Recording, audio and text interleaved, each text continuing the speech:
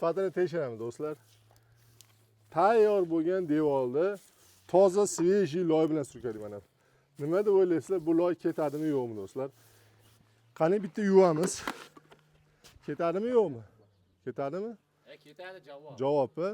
Avtol surtasangiz ham ketadi. Avtol surkaz. Bu avtol bormi? Video ko'ramiz to'g'risi. Mana do'stlar, xudo xolasa ustalar topdik do'stlar. Mana shu necha kvadrat masjid? 100 kvadrat bormi? 150 kvadrat metr do'stlar 4 kunda bitkazib ketishdi do'stlar.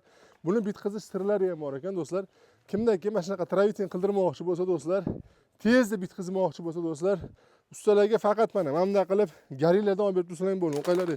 Sizlar ovqat ham yeyishmas ekan bular. Faqat garillar icharkan, dena icharkan bo'ldi. Uyni tezlashib beradi. 1 kvadrat metr do'stlar 130 ming so'mdan boshlanar ekan. Buning ichida tiagasi, usta haqqi, materiali, kompressor, skoch, kley, play hech narsa olib bermas ekan, to'g'risi. Faqat qiladigan ishingiz, soqqan sanaysiz, abed qilib berasiz, u ham mayli.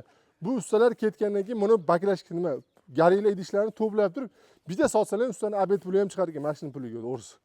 Soqqani qilinglar, pastdan umr bor.